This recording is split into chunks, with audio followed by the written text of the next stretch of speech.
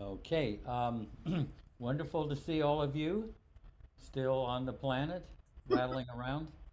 Um, let's see. So, if Jacima, if you could bring that up, and maybe we could get Marta. Are you around there, Marta? Yes, Or Chef. Yes, Chef. I'm here. I'm here. I'm just hooking up. okay, just to read that the second paragraph, the second sentence.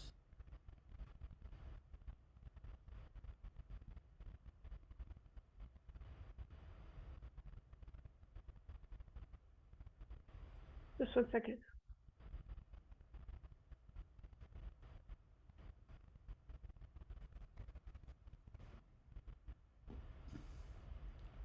Oh, okay. Can you hear me now? Yeah. Okay. Second paragraph. Second paragraph, second sentence. Oh, that's all? Okay. As we persist. Yeah. As we persist in drawing closer to Baba within, the eyes of the heart begin to open. A refined, latent faculty, awareness, we might not have realized we have. We begin to see how and where the forces and impulses within us arise and the directions they flow toward. We can choose which currents lead to Baba and which flow away from him. We discover that Baba is not a static figure within us, but is a central dynamic flow of love, ever ready to inundate our heart if we gradually work to pull aside all veils and surrender all resistance. We are rewarded increasingly with moments where we experience a warm glow in the heart. In allowing love to flow through us from an inner level, whether or not it is expressed outwardly, there is a natural giving and emanation that takes place that is fulfilling in itself. As Darwin says, when we love, we do not need to have our love reciprocated. Could you move it, please, Jeff? That's Jacima. Oh, JC, okay, I'm off thank the you. grid here. Yeah. Okay. As Darwin says. As Darwin says, when we love, we do not need to have our love reciprocated because we are already experiencing fulfillment. Truly inspiring words. Loving with no strings attached. We turn again and again to Baba with growing confidence, as well as our efforts, and rely upon his intervention. In Rumi's words, faith is a sail hoisted above the ship of our being. When there is a sail, the wind of the beloved's love can carry you to a place after place of grace and wonder. Without a sail, your ship will only drift with the tide of the world. Let me read that again. Yeah. Faith is the sail hoisted above the ship of your being. When there is a sail, the wind of the beloved's love can carry you to place after place of grace and wonder. Without a sail, your ship will only drift with the tide of the world. Each like session. that's it. That's Let's that's go? yeah. Okay.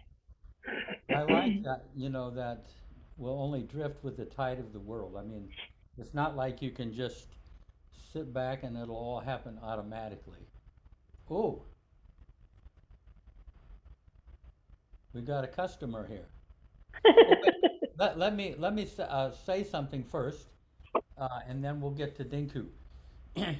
Toward the end of the chapter that we're on, well, it's nice to say Sabine and Johannes back from Assisi, among other places. Yeah. Anyway, toward the end of this chapter, Darwin shares with us that he found Baba more accessible after Baba dropped his body. And I also found that to be true. And I'll be interesting to hear what Goer says. But I mean, it was special back in the late 60s to know that Bob was on the earth, that he was over there in India. And and I always felt if I was really in serious trouble, somehow I would be able to contact him. And yet, when he dropped his body, I did feel he was more accessible. I mean, why? Because I think even though I felt him with me wherever I went, I was greatly focused on him in India, you might say in the world of time and space, when he is really beyond time and space, ever present, with us in the here and now. So, it's it's like I say, I had him over there. I had him with me, but I had him over in India, kind of out of reach. Whereas, you know, if I tuned into my heart, he's right here with me. This is what I experience. But each time the avatar comes, he brings a message that he is always here eternally.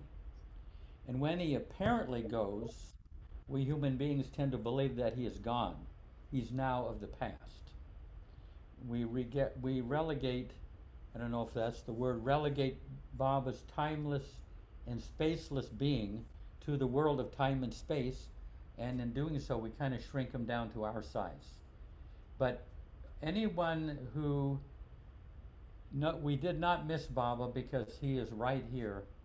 And like I say, Darwin said he felt even more accessible, and I experienced that same thing. What, Goer, I'm just curious, Goer, what was your feeling? I mean, after the grief of Baba going, did you feel that he was more accessible? Oh, yes, absolutely. I mean, more and more as time went on in my years coming here after marriage and so forth, the more I needed him, the more I felt he was in my life, ever present. And, you know, it just manifested in so many different ways. I would either see him in nature, I would ask him questions and get answers from within. I was guided all along in my very, very low moments when I was, you know, really when it come to the point of feeling that all was gone, all was lost, didn't know where I was totally bewildered and things like that.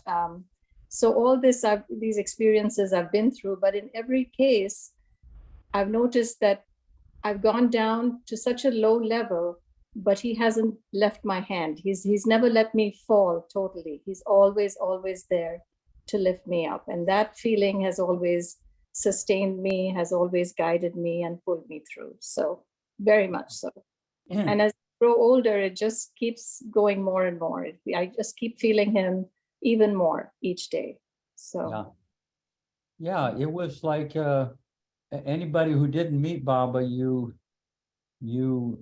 what we have now, I just think is even more abundant. I mean, if we were able to see him, it would be a different matter. But you know, from the mid '60s on, it was not possible to see Baba physically. Okay, so let's go to Dinku. Yeah.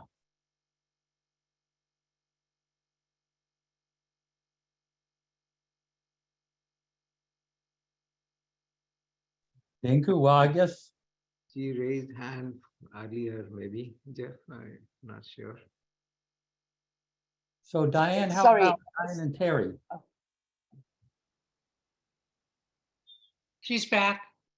Oh, okay. Yeah. Where do I start from? Okay, let's start. Sorry, I lost the thread. Is it cultivate companionship? Is that what we're on? I forgot. Jay Simba will know. Okay. Yeah, if you would read that. Okay. Dinku. We continue with the section on cultivate companionship on page 45 in the chapter changing our Oh. focus. Now, Dink- look at is your that somewhere? screen. Look at, do you have your screen up? Yeah, It's the section on cultivate companionship. Inwardly, we have to believe in the highest possibilities. Do you see that there? yeah, okay, yeah, okay. Okay. Inwardly, we have to believe in the highest possibilities. Negative thoughts mean that we are being hoodwinked by Maya. It all boils down to working with Baba within, developing a sense of his companionship and drawing closer and closer to him. This changes the tendencies of one's mind and heart. Drawing closer to Baba at the level of the heart by awakening inner feelings for him is what our effort is all about. We can do many things to help cultivate companionship with him. I think as we come to learn more about how he lived his physical life, which involved almost constant suffering for humanity, and how he has paid the price, so to speak, for our spiritual liberation, we will perhaps develop more feelings about him and a way of loving him. We can also comply with his inner instructions, tune into his presence, and try to control what we think and believe are as ways of drawing closer to him. Even writing letters to him that will never reach him in the physical can be helpful. I recall once receiving from Baba a reply to a letter I had written to him. He said in this reply, "Your letter brought you closer to me. In writing, we are pouring out our hearts. We are thinking of him, trying to reach him inwardly, trying to make that contact with him, and trying to fathom his significance. Our thought has to be used in the process. It sounds like an impossible thing, but my experience is that we can be aware of him. The more we think of him, we can learn to feel his presence. When I was at my job, I had to try to keep my heart going, keep my feelings, my heart center awake and active, feeling Baba's presence, even though my mind had to be occupied elsewhere. Of course, I was not always successful in remembering Baba through the heart center, but it is not something that you blame yourself for if you cannot do it. You just work at it. When you are taking up any kind of sport or skill, you are not likely to be top rate to begin with. You have to work at it. If you begin to experience Baba's presence, you will discover that it is not painful and unhappy work. It is a pleasant, happy, and blissful experience. In fact, you can experience happiness all the time by doing this work. Beautiful. Great enunciation. Um, so, anyone to speak to that? Ah, Dan.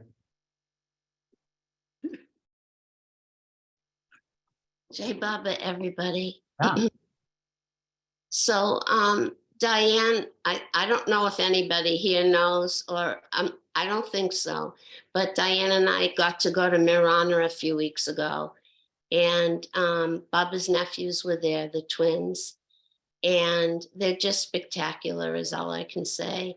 And one of the things that they shared with us was 3 Baba quotes that Mani had dictated to them. And they even picked up the book to show us that they were in her writing. And it was really sweet. And one of them really stuck with us. And it feels like this a lot.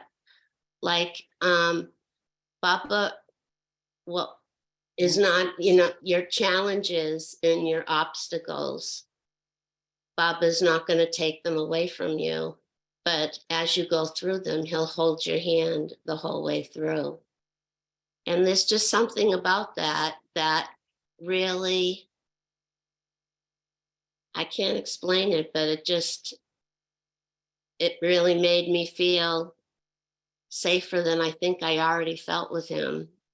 It was a divine feeling. So I wanted to share it. Yeah, beautiful. Yeah, oh, and probably if we really saw what was going on, we would be on our knees.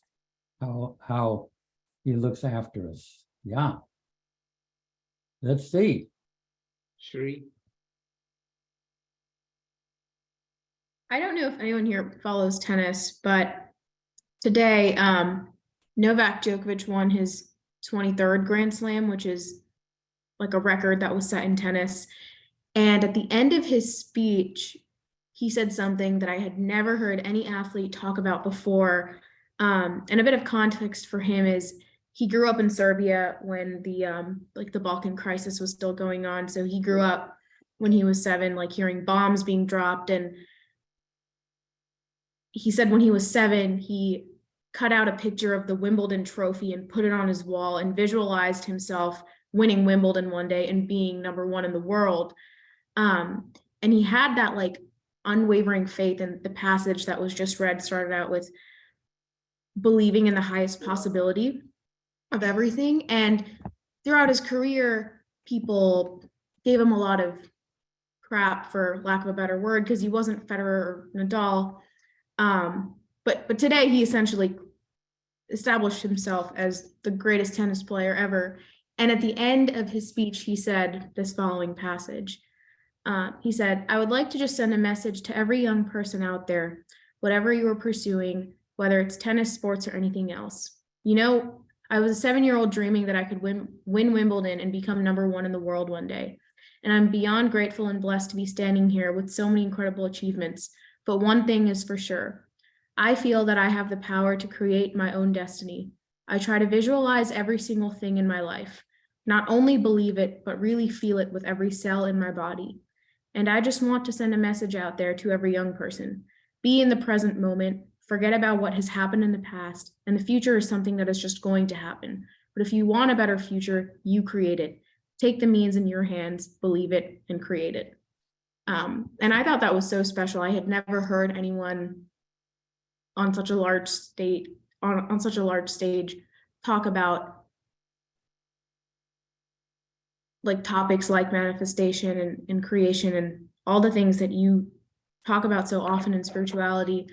But I thought that was interesting. And then reading this passage made me want to share that. Yeah, beautiful. And later on in one of the next sections, Darwin talks about act as if you've already realized your achievement, what you're striving for. Well, we'll get to that because it's very important to work from the high down to the low rather than from the low up to the high. You know, there's as far as the mind, but we'll get to that. But thanks, Shri. I know I was trying to get that on my computer and I couldn't get that match, unfortunately. Okay, so the next one, how about Shri, while you're there, read the, oh wait, is there anything else to say to what we just read? You know, one thing is, I mean, I don't know if it bears kind of going into, but you know, there's Baba's presence. How do we access Baba's presence? I mean, is there anyone that can describe the mechanics of that a little bit? I mean, not that it's mechanical, it's a loving thing, but you know, Baba is here, but how do we get that abiding presence with him? And what is picking up the presence? Baba's presence. Can anybody? I mean, that's kind of a you might say intangible topic question. I mean, here we are. We have these experiences of Baba's presence. Some have it with him all the time. What is making that happen?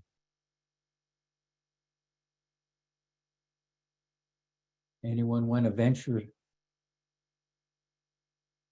something about that.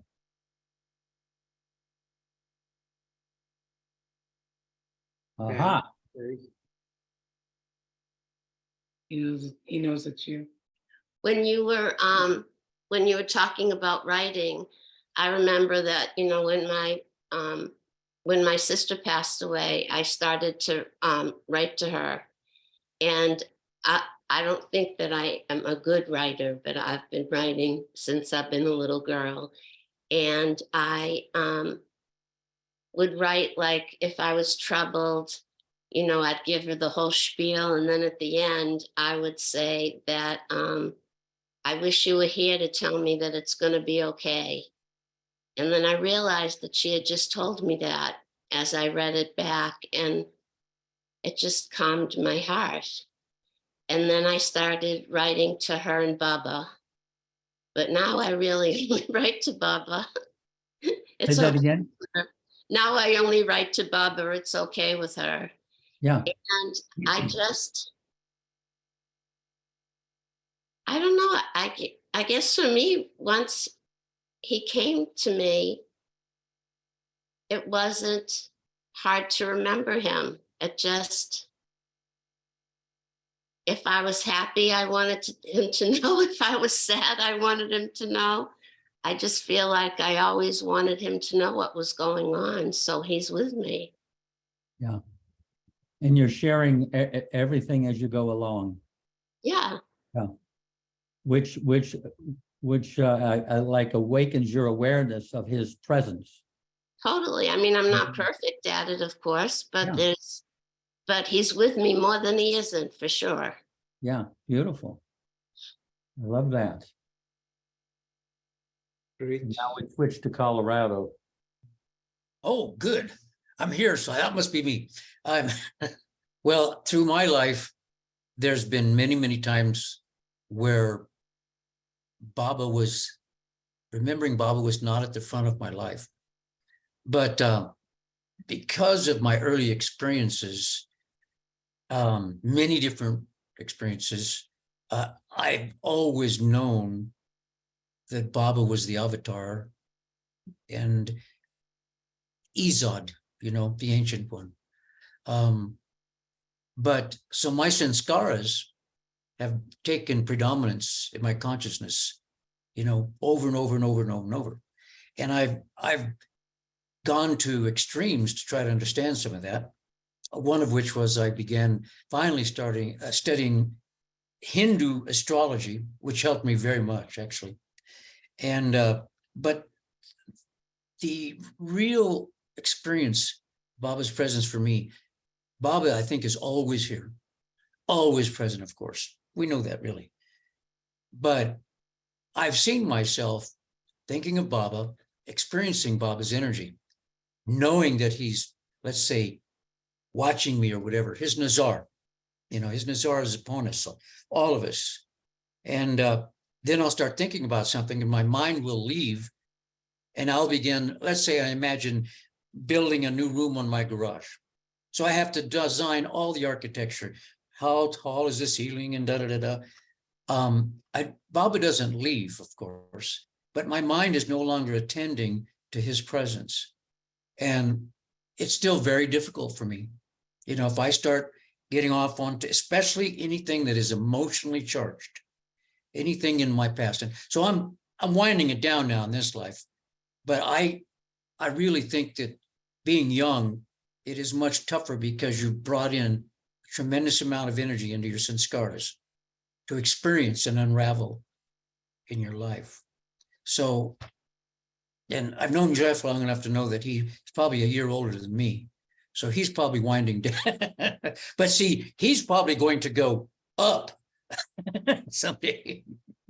But I have Baba's assurance all the time that this is all nothing. It's nothing. When you experience Baba, you know there is something.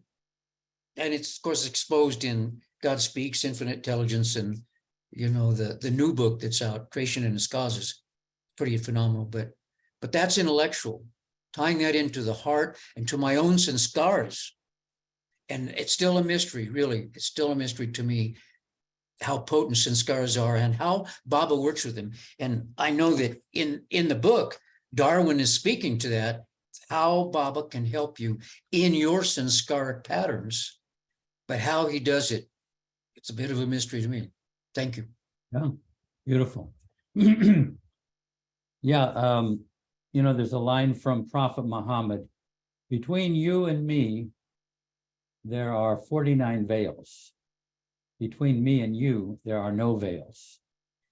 So a lot of the work that we do is about dissolving veils. It seems like Baba's coming closer, but actually, we're actually coming closer to him as these veils that kind of shroud our awareness kind of drop away.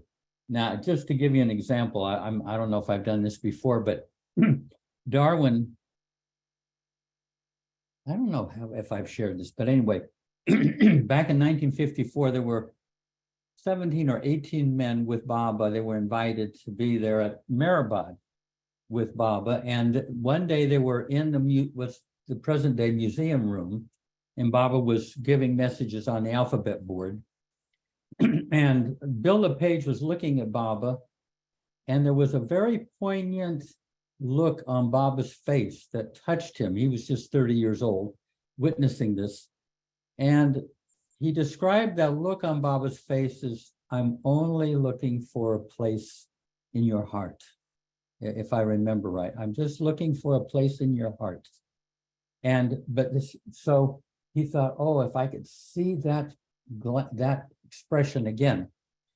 So after some time, Baba said, okay, now we're going to stop the discourses, and I want you to look at me for 5 minutes.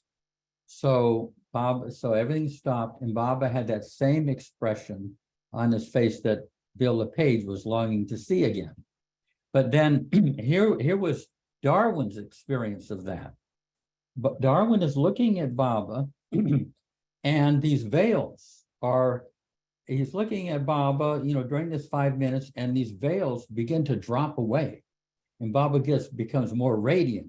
Then he becomes like splendor. Then he becomes magnificent. And then he's looking just at the ocean of divine love. And Darwin said, you can actually see the ocean of divine love. And then gradually Baba can kind of, assumed the form again. So he went from God in form to the formless, infinite aspect of God, of divine love. And then Baba came back into form again, all in 5 minutes. That's really something. But it's like Baba will dissolve those veils from his side, and we'll draw closer and closer in our awareness of him. Anyway. Patty? Jay Baba, everyone. I came in late, but I think I saw in the book where you were. I just wanted to comment that, to me, it is what you're saying, Jeff. He wants the space in our heart. And my first awareness of Baba was in '69, and was a prominent heart hit, so to speak, even though it was a photograph, the don't worry, be happy kind of thing. And it was at the Oregon coast. So there was this impact straight to my heart that grabbed me. And then unfolding at 19, for God's sakes, coming up then and trying to figure out who he was and getting the information, I was up here. Even though my heart was the one that recognized it, since I was so clogged, like what Richard is saying with sanskaras, it really didn't happen. And it is about now, through all of these years, the whittling away of my, I can't even call them veils because I don't know that they're veils, but I'm going to my heart more to make less of me, if that's possible. So the focus is directed at focusing on Baba through the heart space, even though I do it through my mind in the beginning, but now it's kind of settling into there is nothing but Baba. The world does not, he's making it very obvious now with all of the insanity out there that there's really nothing to it to awaken my heart there. So I'm always going this way. And those veils or whatever are occasionally I can get a glimpse of really that's impacting, but those are short and sweet, but they show me where he is, and he is here all the time. And it's hard to say it in words, unfortunately. I feel real lost when I try to communicate it that way, but the gift is when we make the effort. The gift is when we make the effort. So, Yeah. Jai Baba. Beautiful, beautifully said.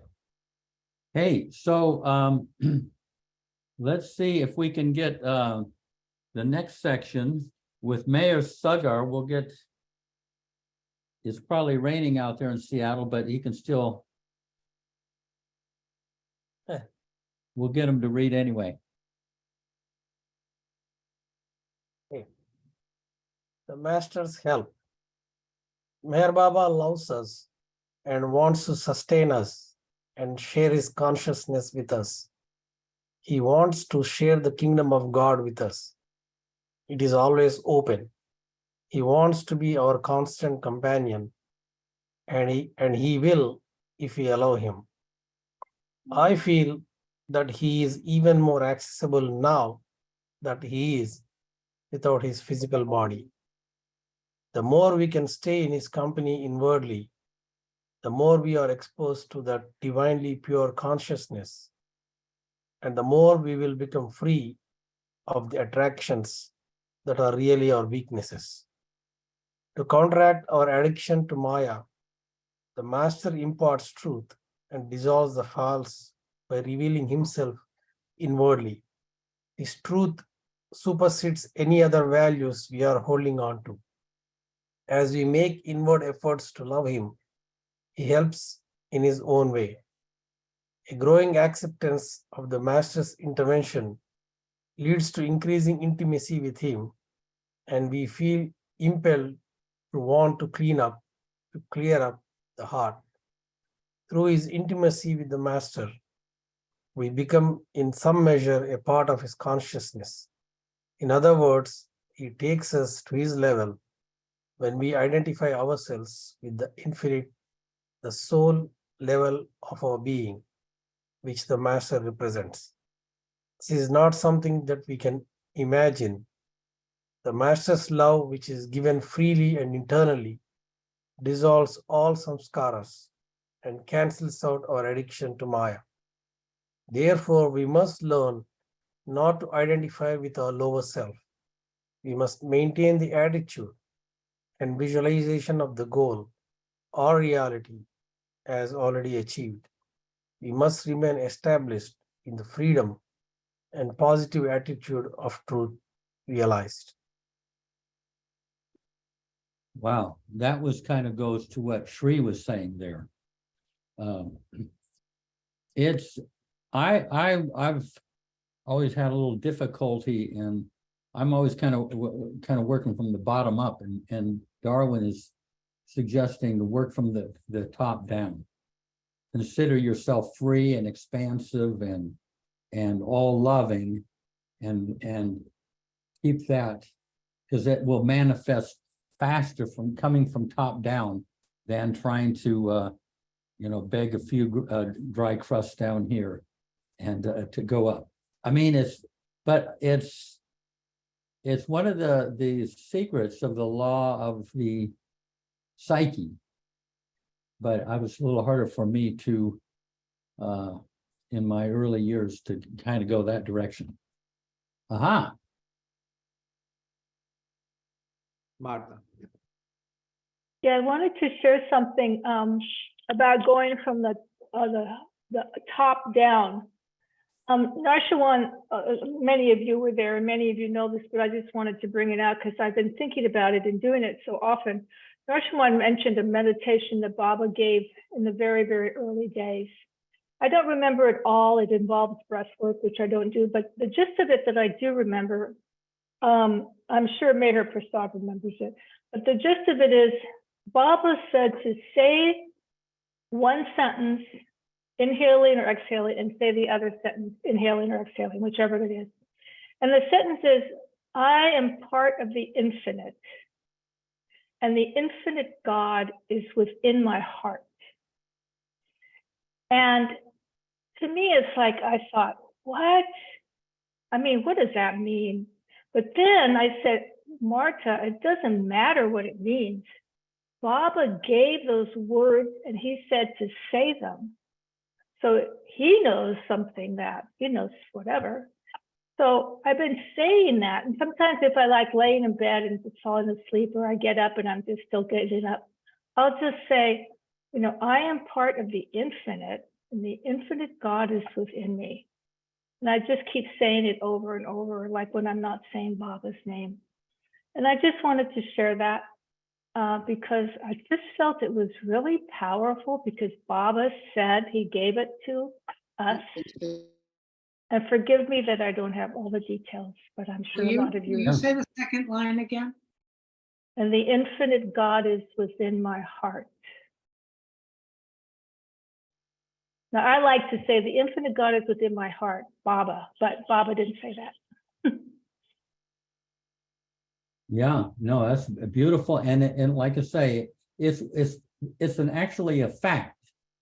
And now we're working from we're working backwards to that truth. There's a great line from Prophet Muhammad. I'm not going to remember it too well, but it says, basically, my being cannot be fathomed. No, something like the intellect somehow cannot encompass me, but the heart of my sincere lover can whatever. I'll see if I can find it. But basically, the heart can actually hold the universe. It is actually holding the universe right now, but then we're down here in this lower self heart, which is kind of shrunk. It's down much smaller than our universal heart, you might say. Anything else to say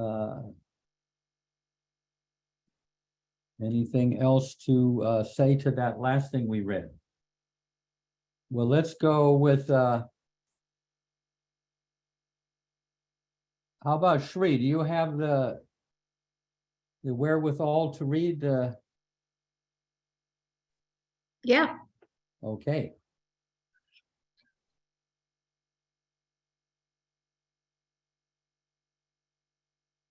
The gate of the heart, right? Yeah. Bring it up a little farther. Yeah. Okay. The gate of the heart. We are meant to see with the eyes of the heart and know with the eyes of our consciousness. Seeing with the eyes of the heart is a mystical seeing, through which we perceive the inner path, the inner love of God. We see with the glow of love at the heart level. We must assert the supremacy of this glow of love by loving the Master, loving Baba. Love is not maudlin sentimentality, affection, or an emotion, but something much more refined and pure. It's a sense of oneness, illumination, unlimited freedom, and knowledge, a knowing wisdom and insight. It is the beam of reality, of truth. Love is reality. Reality is perhaps the best word, because love causes the veils of falseness, of unreality, to fall away. Meher Baba says that as we put our focus on him, he opens the gate of the heart and releases the glow of love, which changes our consciousness at the thought level. When we assert the glow of love in the heart, light is revealed. The heart then no longer accepts such misconceptions as low self-esteem.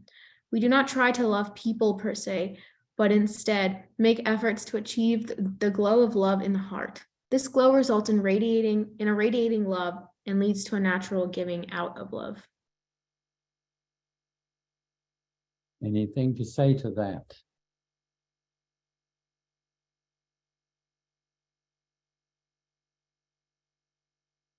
There is actually an eye of the heart. I mean, for most people, they're looking at things from up here, but there is an eye of the heart where you can actually see from below. And besides just feeling, but actually there's a sight there too. But that's pretty much dormant, latent in most everyone. But Darwin used to talk about that. There was something in there that I wanted to,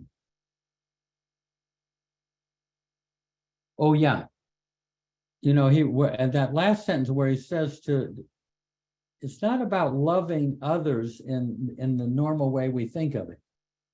I remember one time we were in Mandalay Hall, and when they would show movies, these curtains, these black curtains would be put over the windows, and it would get quite hot in there watching these movies. But these fans would be passed out, but there weren't enough fans for everybody.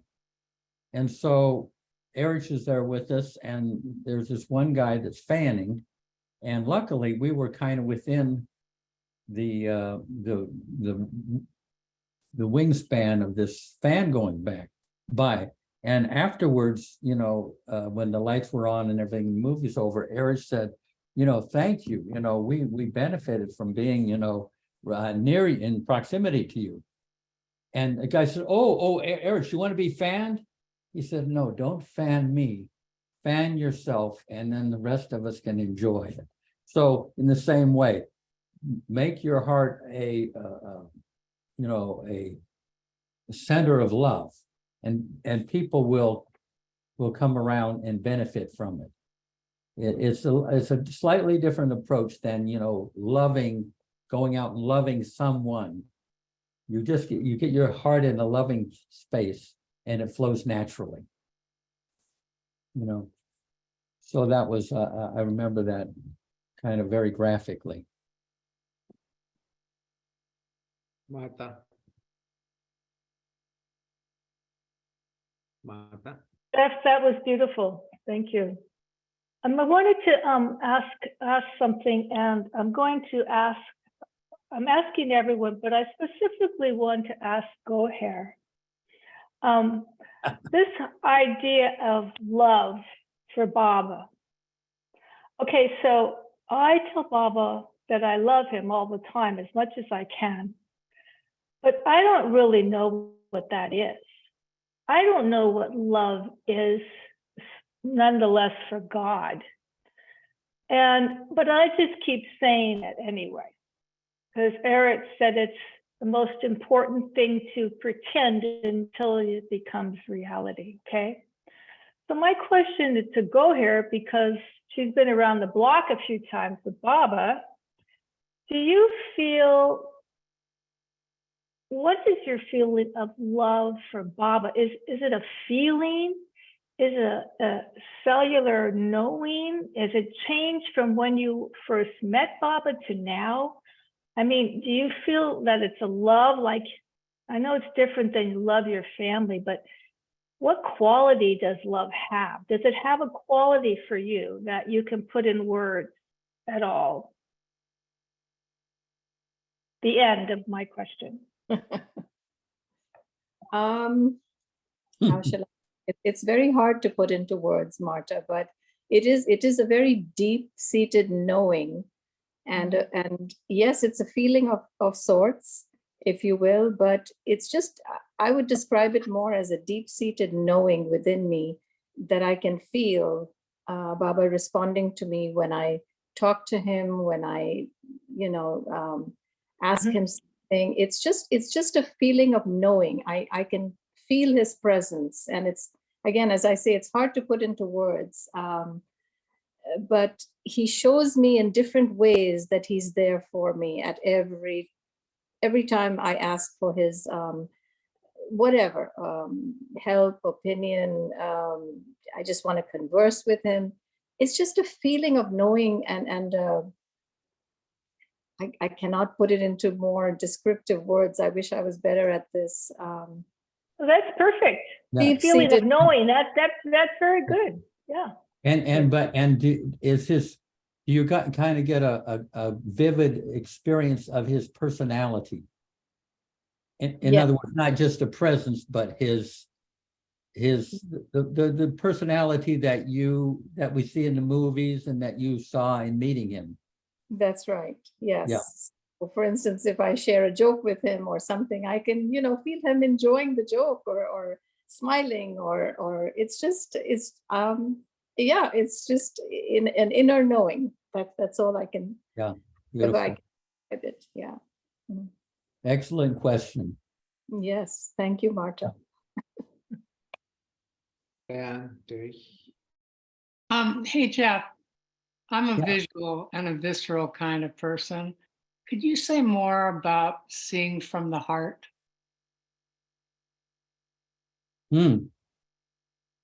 Please. Let me ponder that. Let's see. I mean, you can normally think that you're kind of viewing things from up here, and if that suddenly it's down here, and you're kind of feeling your way through things. You're feeling your way through, rather than making decisions up here, you're going by the feeling, and it's a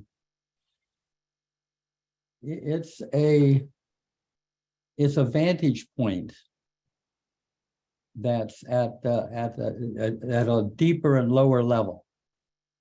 It's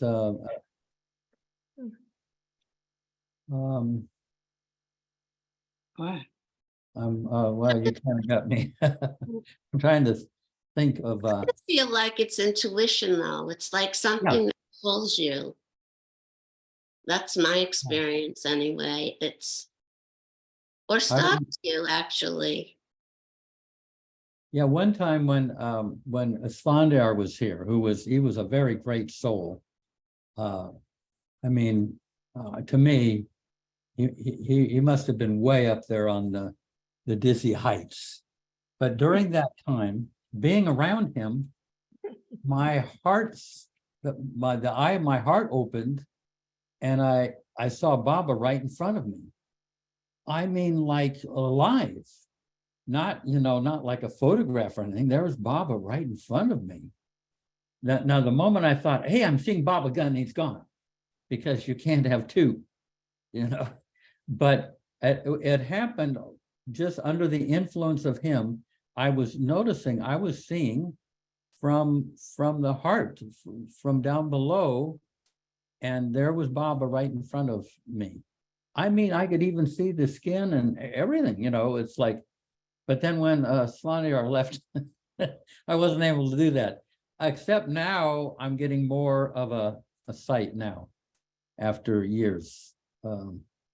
But one thing that I've done, and I don't know if it appeals to you, but I talked to Darwin about this. I've seen all the movies of Baba and everything like that, and I started just visualizing Baba within, moving around, rather than Baba static on a photograph.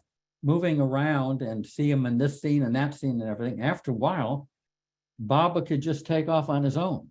I didn't have to make any reference to the movies. Historically, he could be in the present at this inner dimension. And also, like I said, due to my trip last time, I see Baba and Mara walking around inside. In other words, you can take all of the movies you've seen, and you get to move around, get to see Baba moving around, and it's very touching to the heart. Now, I'm not saying that it's like I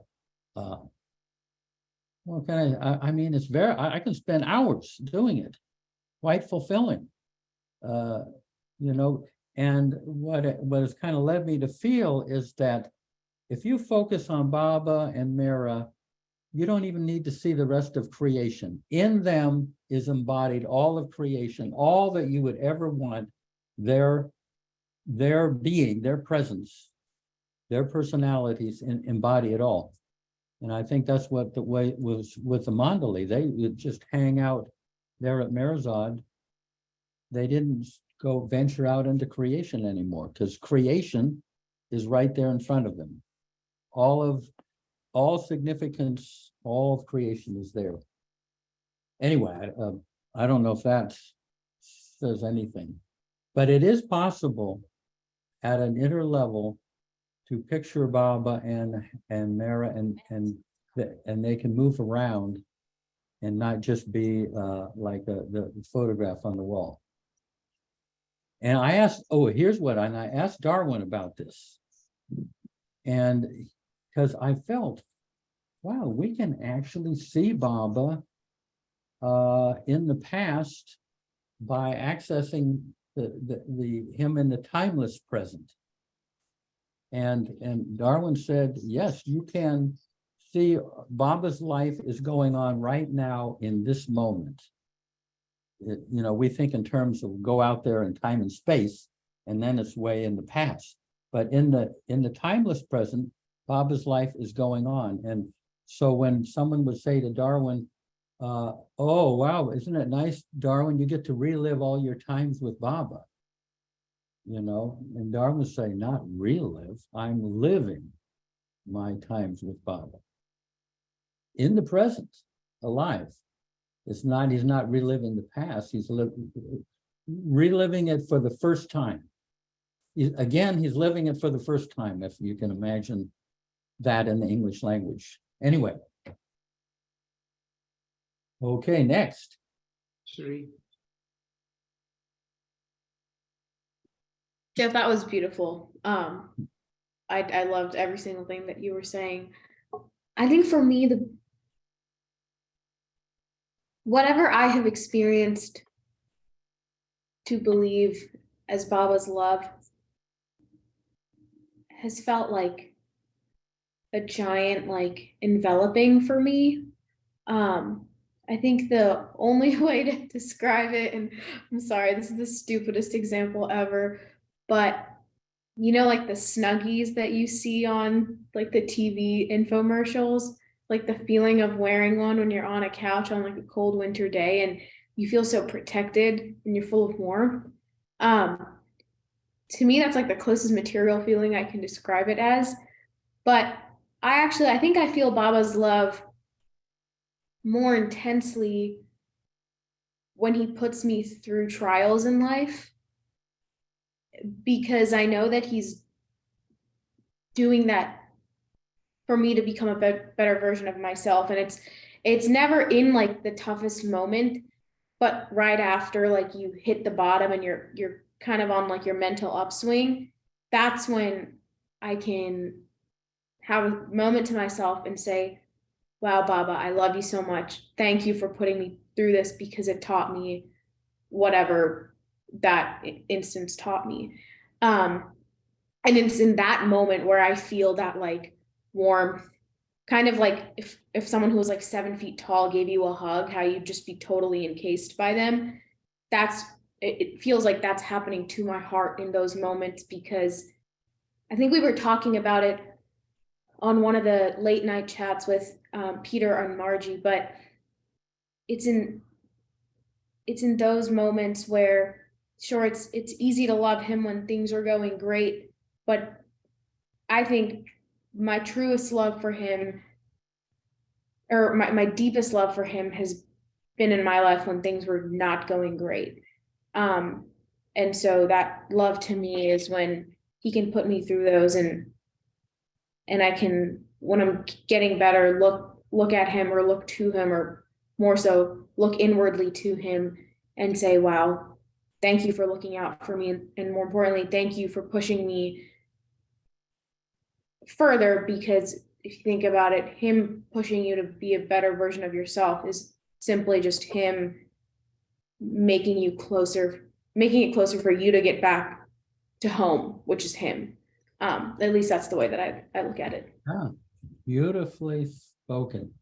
And the idea of like some of us, you know, the whole idea of dressing your soul with Baba, we'll get to that eventually, but a lot of us think of it as a nice cozy down jacket, you know, on a cold day, you know, that it's that kind of warmth.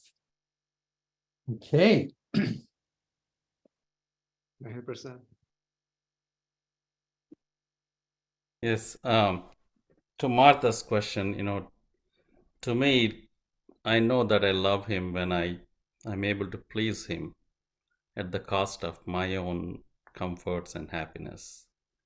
I know I'm not there yet because there are a lot of situations where I don't, you know, I'm more I'm more intended to please myself than pleasing him. But I can say that as we love him more and more, this desire to please him takes the central part in our life in every situation. And I think that desire intensifies as our love grows for him. Yeah, beautiful. Kitty was asked at the Southeast gathering, something like, what is the most important thing in your life? And I don't know if that was a question, but it was like a large question. And it kind of like she had to go into a deep place to answer it. And she said to always try to please him. That was her, to go on trying to please him. So beautiful. Yeah. Rich. Jeff, you just said something that the thoughts that I was having kind of pinpoints it. I think this is what I heard was directing your soul with Baba, or Baba directing your soul in your daily activities. But I'm my mind tends to be intellectual, and I really think the fathoming of God speaks infinite intelligence and creation and its causes are just incredible. The insights are there. Baba has given them, but the two that are pretty profound out of two of the books are upabhog, which means eating creation. Your mind, like if you love chocolate, you just got to have more. Yeah, you don't need God to eat chocolate. All you need is to eat it, So your mind just goes and does it. But then the other one is Chaitanya. And Chaitanya is the consciousness that we have as Jivatmas of creation while we're eating it. So we have consciousness because of what Bob calls Chaitanya, sin creation. But it's infinite consciousness, but it's tied to our very finite sanskaras. But going forward with that, I've had this experience where I'm very curious about it, but how do you let go of being yourself, like Meher Prasad said, pleasing yourself maybe? How do you let go of being your identity, the small self, and let Baba be, or experience Baba as the knower, the Atma in your situation? So Jeff, Goher, Patty, Ron, you're each Meher Baba experiencing this situation, but how do you consciously, you know what I'm trying to say? Not easy for me to express it, I don't think. Thank you. You mean kind of how to get your awareness, instead of looking through Richard Sander, outside, looking at Richard Sander, looking at others, right? Love does that eventually. I mean, I think it happens most by love, where normally the consciousness is riveted to Richard Sander, and love kind of over time dissolves that apparatus so that the consciousness is outside, looking at Richard Sander not as who you are, but as one of the forms of Baba. I know, like would Jeff, would the provisional ego also help out with that? Definitely. You're doing something, kidding yourself into believing it's Baba until you realize it was Baba all along.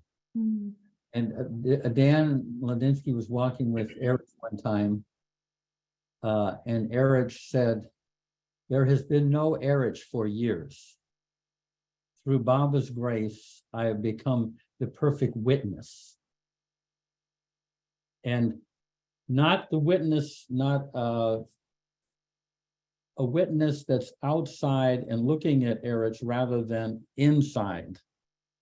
So he's a perfect witness. Now he's seeing Erich walking around, and that's no longer Erich. He no longer identifies with that guy.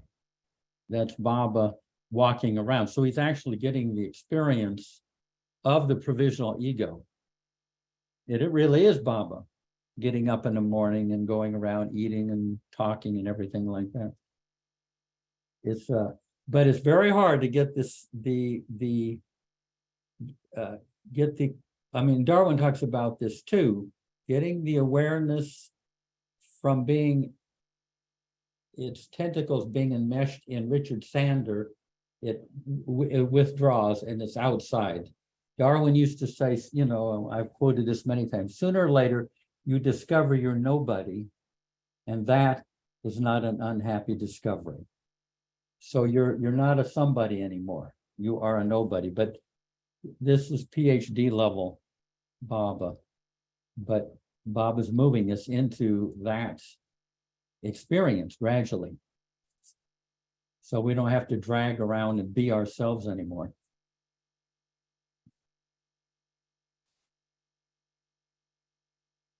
You know, there was, I mean, I'll just digress here.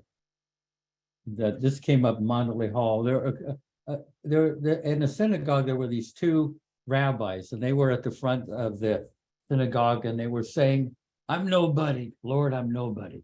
I'm nobody. I'm nobody." And they're up there saying that, and you know, and then the janitors, like in the back of the room, kind of observing this and everything, and then the janitors. The two rabbis go out for a while, and the janitor uses this opportunity, goes up, you know, to the in the altar and says, "I'm nobody, Lord, I'm nobody, Lord, I'm nobody."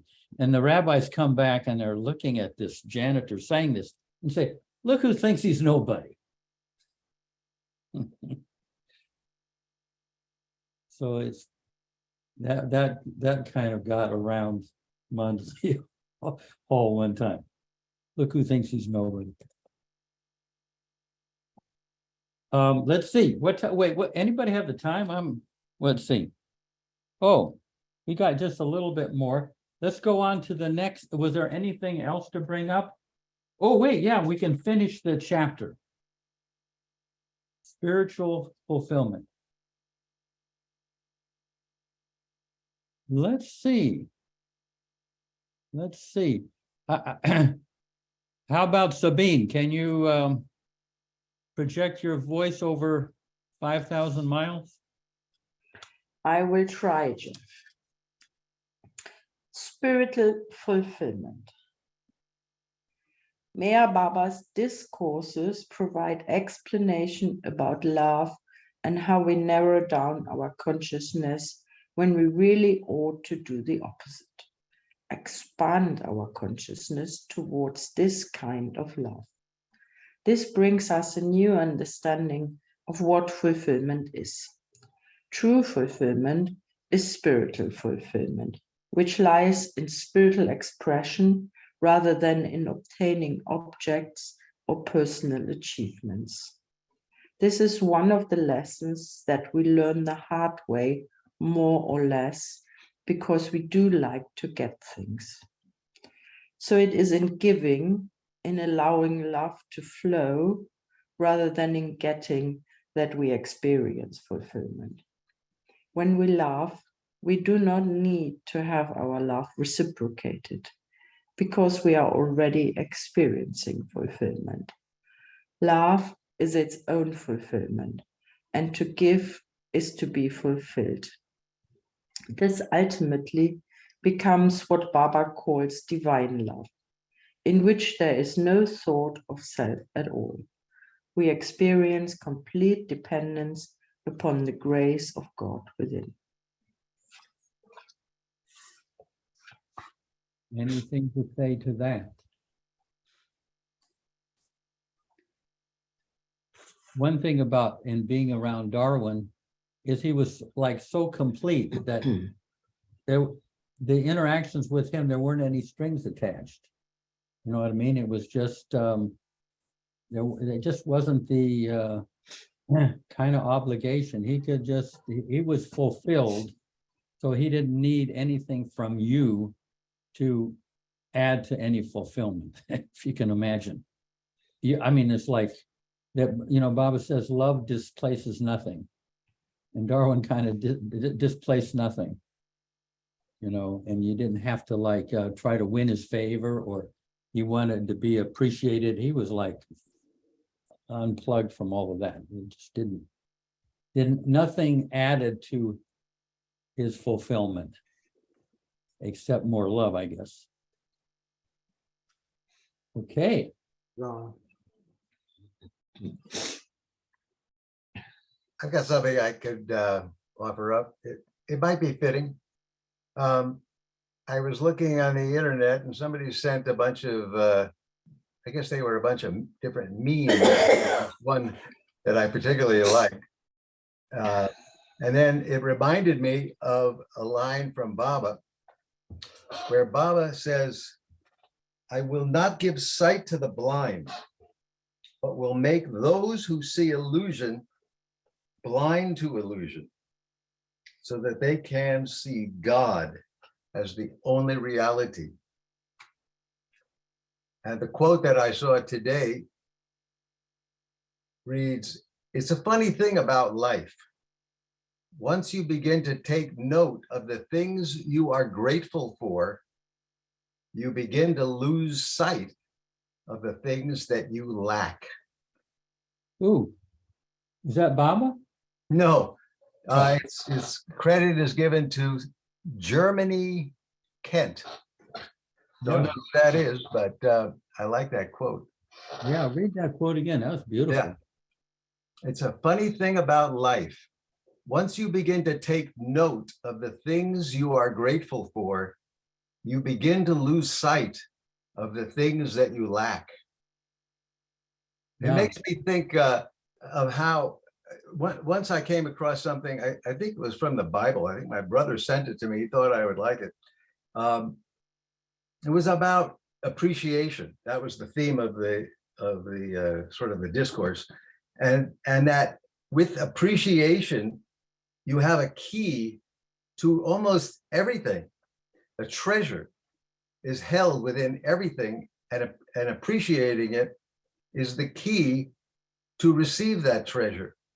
So what this quote, in relationship to this quote, if you keep on mounting up all this treasure from really being able to appreciate many, many things and more profoundly, then why would you, there's nothing that you would want. You would become desireless eventually because you're so fulfilled. Yeah. And maybe that's how Baba works with us, is he makes us blind to those other things by encouraging us to love him in everything. He's the treasure.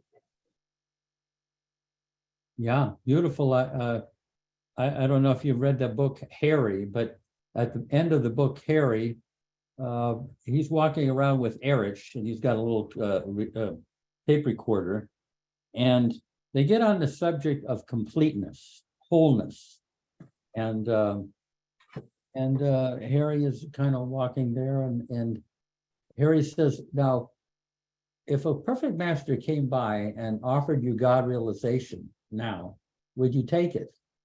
And Erich said, "No. I mean, it's already fulfilled.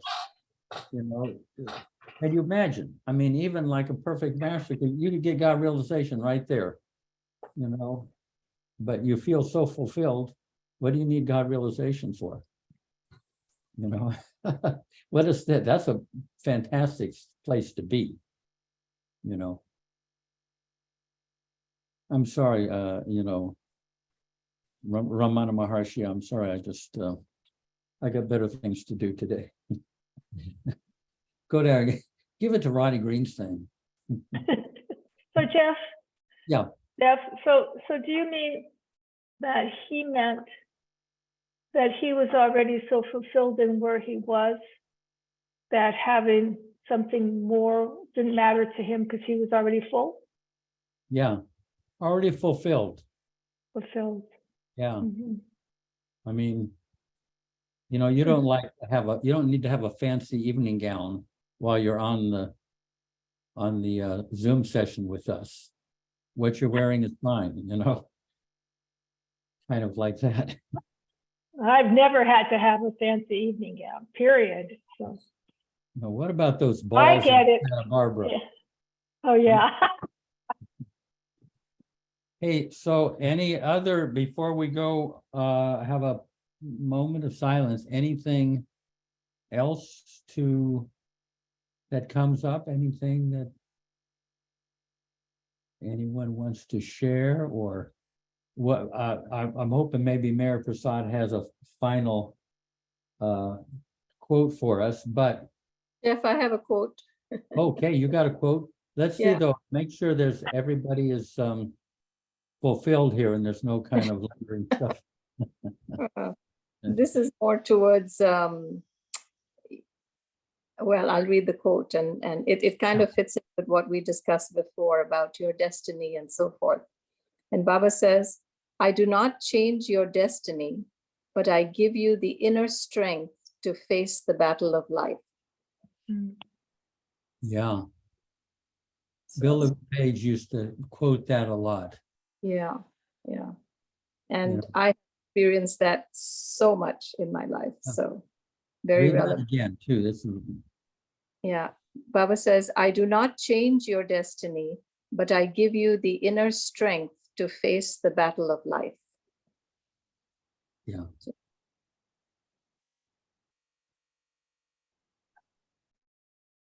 Yeah, let's see. You know, there was a quote that came in earlier. I hope I didn't lose it. Here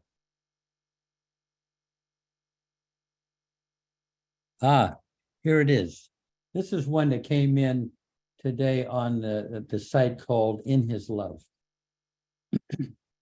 Do not think about these are Baba's words. Do not think about your ego. Do not think about your weaknesses. Entrust everything to me. Become dedicated to me and love me. If you love me, what is going to happen? You won't have to kick out the rest of the things in your consciousness. They will fall like the dead leaves of a tree. If the leaves turn dry and yellow, you don't have to shake the tree. They will fall of their own. So it's a beautiful, great hint from Baba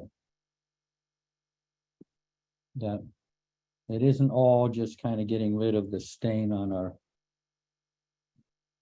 blouse or shirt. Okay. So Mayor Prasad, give us one last quote and then we'll have a few moments of silence. Yeah. This is from Life at its Best. The perennial spring of imperishable sweetness is within everyone. Yet, if man does not release that spring by removing the ego blockade, he inevitably suffers in innumerable ways. I'll read that again. Yeah. The perennial spring of imperishable sweetness is within everyone. Yet, if man does not release that spring by removing the ego blockade, he inevitably suffers in innumerable ways. Beautiful. And Diane was going to just mention. All right. Yeah. I think that many of us know Michelle Schaefer. Yeah, singer. She's been battling a pretty dire diagnosis. And Jeff and I talked and thought it'd be a really good idea for everybody to keep Michelle, her husband Marvin, and their son Aaron in your heart. Yeah. As we enter into silence. She's been on the Zoom sessions for the last several years. Yeah. Anyway, let's have a few moments with Baba and Mara and and Michelle.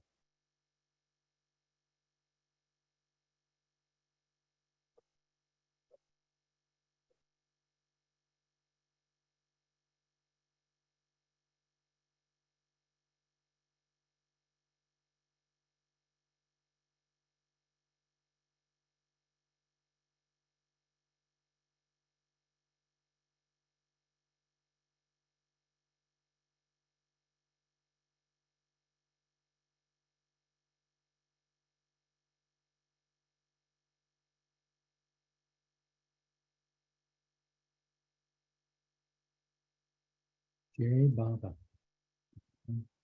Amen. Thank you for coming out. Anything, any last minute things or? We got Priya here from Delhi, Dinku from Mumbai, Anahita from Mumbai. Wow. And then we got Sabine and Johannes from Germany. Are you back in your home? International sensation. What's that? You are an international sensation. Baba's the sensation. I'm the bad habit. He's nobody. Yeah. I ain't nobody yet. That's the trouble. You're getting there. He's the witness. So, Jeff, I have a question. I'm sure this is probably maybe even going to be a topic maybe one day. But it occurred to me, like when you were quoting Erich earlier, and how wise these men are, men and women are, the Mandalay. And I wonder if during, well, Baba was still in his body, if they were able to present their wisdom, or they stepped up to the plate when he dropped his body, because yeah, I would say they stepped up to the plate. But see, Baba had, say, Arnavas in Mumbai talked to people that were going through troubles and married things. He had her speak with them. Erich, of course, he was sent out, you know, people were going through things. A lot of them were given, they were kind of like proxies for Baba. And he would send them and they would have things that they would, you know, situations and problems and challenges that Baba people were facing. And Baba would sometimes send them to try to help them, you know, with some of these situations they were dealing with in life. If they lost a child, you know, sometimes the women mandali would be there with the mother, you know, and father, trying to, you know, just to comfort them. So they did a lot. And of course, they had to do a tremendous amount of correspondence.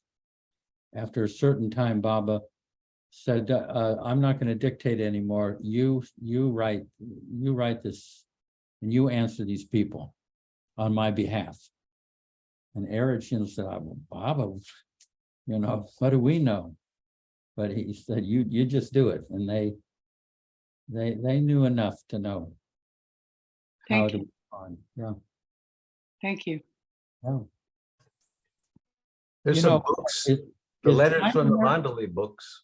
What's that? The letters from the Mandali books Yeah, that yeah. Jimmy Mystery produced. Yeah. Collected a bunch of wonderful wisdom there. Yeah. Yeah. I wanted to mention, I'm speaking of I see Payam is there, if she is still there, and something that, okay, Yes. something that Richard Sanders. Here's a thing that I got from Erich, and you might find it important, because it was a turning point for me. I think I've told you there was a period in my life back in the 70s where I was like a Baba remembrance machine, you know, just Baba, Baba, Baba, Baba. You know, I was kind of crazy about it. And I had this painting job and I was just, you know, painting, you know, Baba, Baba, Baba, Baba, inwardly, you know, sanding and doing all the prep work.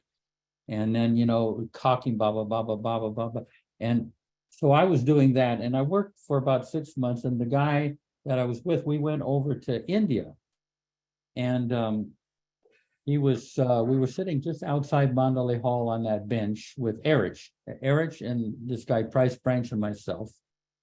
And he said to Erich, you know, I work all day, I'm a house painter. I spend hours and hours go by painting, and I'm not even thinking about Baba. I'm wasting hours when I could be remembering Baba. Now, that was not my problem. I was like overdoing it, so to speak. But Erich said to him, in the beginning, it's important to remember Baba, to read his messages, to say his name, to see the movies, go where Baba has been. But eventually it becomes most important to forget yourself. When you forget yourself, Baba can live through you, even though you're not aware of it. So lose yourself in your painting. Lose yourself completely, basically say, lose yourself in your work. But when you come out of that absorption, remember Baba. When you remember to remember him. So like Richard, you know, if you're working on your garage extension, get into it. Baba can live through you, even though you're not thinking of him consciously. But when you come out of the absorption, then remember Baba. And I found that invaluable. So you have Baba remembrance and self-forgetfulness as complementary experiences in the course of your day. Because I asked the Baba's dancers, you know, the Margaret Crass dancers, you know, they were in these big ballet performances, you know, nationwide. Did you remember Baba when you were dancing up on the stage? And they said it didn't work. They would remember Baba before they went out dancing. Then they would lose themselves in the dance, and they would remember Baba afterwards. So I don't see a difference. I feel like it's total surrender. You bring him in and he takes over the dance. yeah, well, that's true too. That can happen too, where you actually feel Baba's doing it. You feel Baba doing it. But there's also the experience of forgetting yourself in something altogether. And something's going crazy. But so it's possible, like if you're reading a book, you might get into the novel and everything like that. You're not necessarily thinking Baba, Baba, Baba all the time. But even reading a book, Baba can work through you, even though you're not aware of it. Jeff, is that why you said Payam, because of her work? Yeah, Payam was saying the other day, you know, I'm working and hours go by, and she's got these clients, you know, with these troubled home situations, and she's not remembering Baba, you know, for periods of time, because you're concentrating on these very intense situations. So, you know, when you come out of it, remember Baba. That's what Erich was saying. And then it kind of gives you freedom to get into stuff and not feel bad because you were not remembering Baba. Does that, you follow that? That makes sense, Payam? Whoop, we can't hear you. Okay, sorry. Yes, everyone's been sharing, and I'll just add this. Just yesterday, I bought this book, Narina's Gift. Some of you know about it. And I've been so touched by really her example and her love for Baba. And she said, and I'll just say this one thing. She said, when I met the master, she would refer to him as the master. When I met the master, I loved him more than I loved myself. Beautiful. Like I began to love him more than I loved myself. And I was like, well, that's it. I just have to love him. And you were saying, keeping him as our companion and pleasing him and forgetting ourselves. And I thought, okay, that's it. That's what I'm striving for. is to love him more than I love myself. Yeah. Beautiful. Yeah. Yeah. Jai Baba. Who needs us? No. No.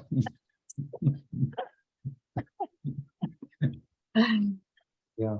Hey, anyway, you all have to kind of, you got, important things to do out there in the world. So I'll say goodbye. Wonderful to see all of you, and we'll see you next week, Baba willing. Jai Baba. Jai Baba. Hey, Baba, everyone. Thank Baba. you. Baba. We Jai should give a Baba. shout out to Jay Sema because he, Yay, Josima! all this stuff, I don't know how to do it. So have somebody that has some functioning intellect still. Yeah. You mean a young brain? Yeah. Okay, much love. Good night, everybody. Baba. Good Thank night. you. Jai Baba. Hey, Baba. Yeah, Bye bye. bye. Baba. Bye.